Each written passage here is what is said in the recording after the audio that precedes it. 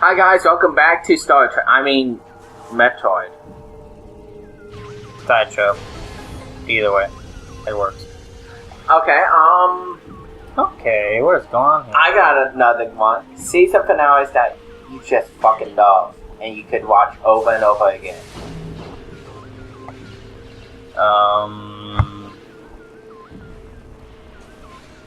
Or season premieres even. Let's go with both. I honestly have no idea. I can't think of anything. At all. Okay. I mean, yes, series are, like, awesome, but I can't really think of finales that, like... really stand out? Oh, I got one. Avatar: The Last Airbender. Season or series finale? Series. Actually, Agreed. Every season was just amazing. Agreed. That entire series was just amazing. Agreed. And I got another one.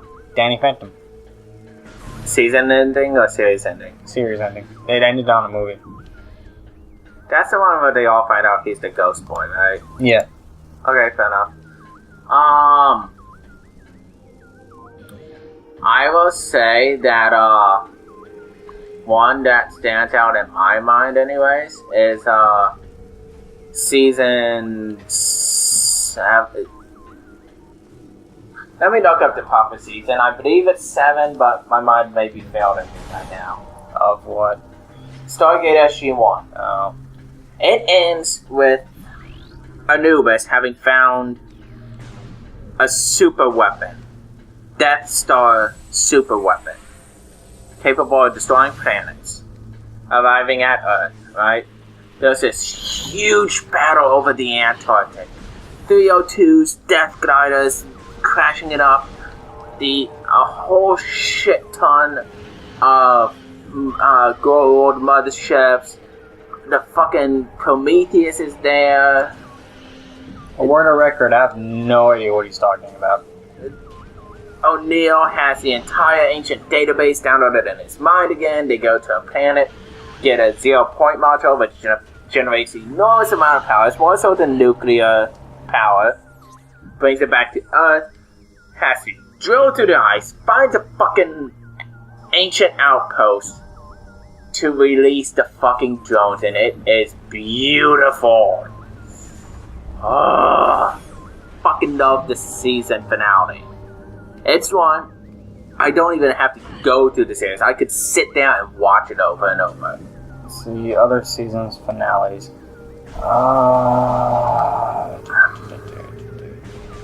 Mostly it's just series finales. A lot of them that just gone off of a bang that were just really good. I kind of hope that Breaking Bad goes out with a bang. Well, it should, hopefully, because of how that show was. It's an amazing show. I'll say that. What other show? What other show?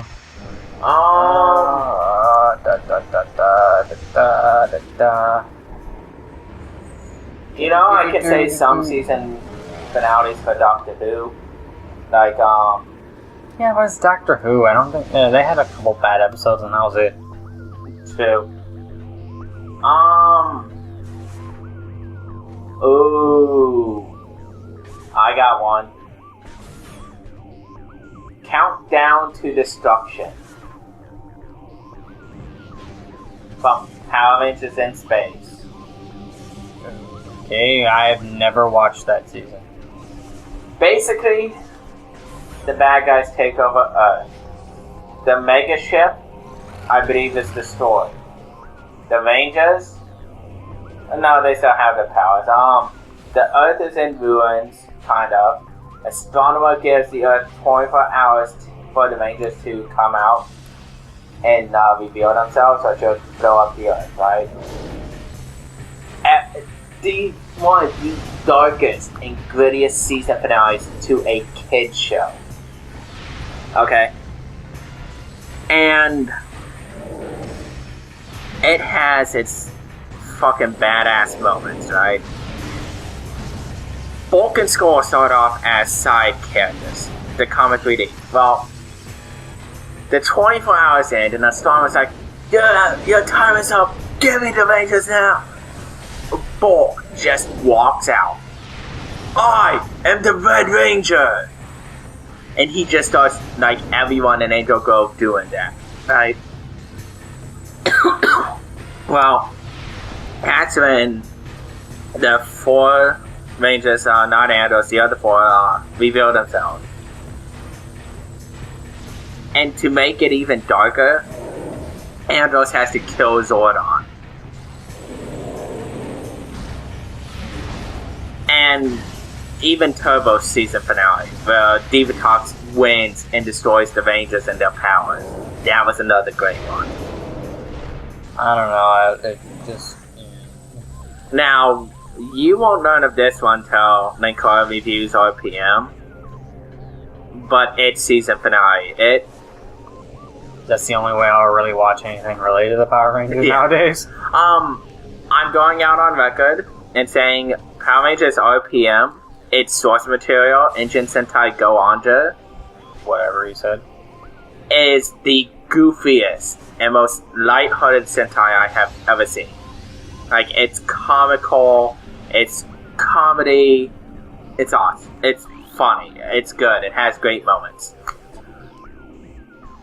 What we turned it into was the darkest and edgiest, grittiest Power Ranger season ever. Because this was to be billed as the last season ever. Period. End of story. That after was a 2010 visualization of Mighty Morphin.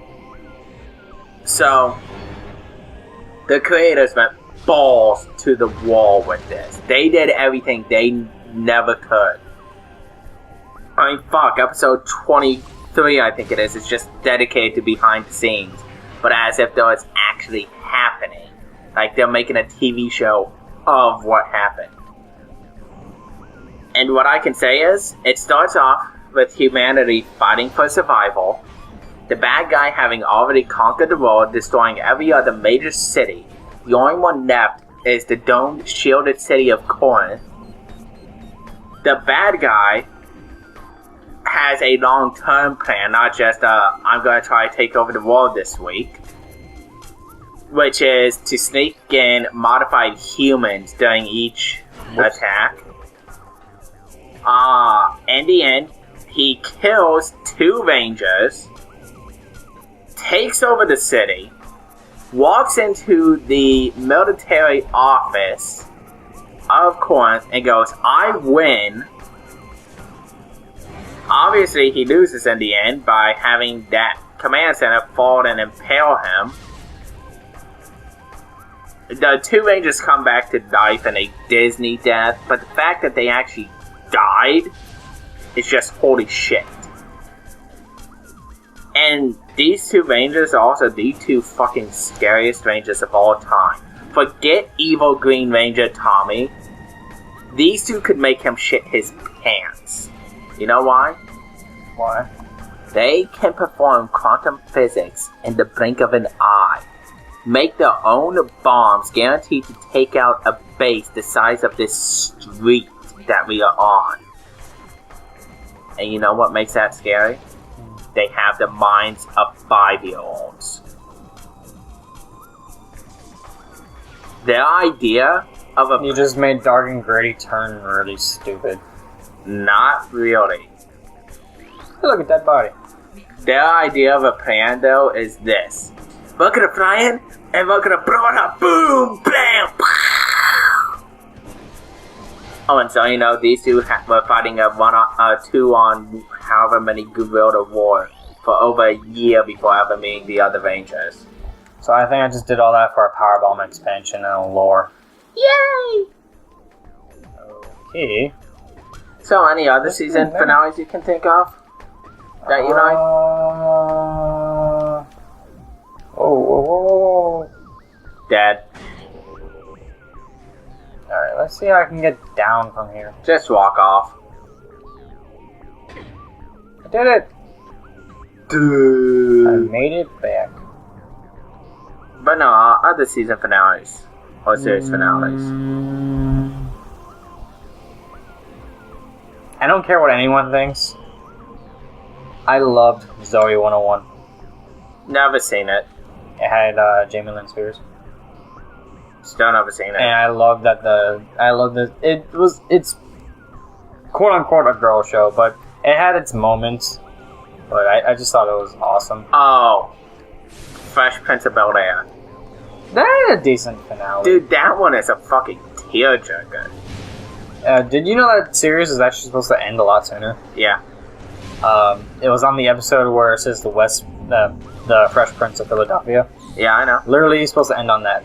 I know. But then, due to contract, he was supposed to move back to Bel-Air. Oh, that's the show reason. I know. That's not the actor reason. Drake and Josh.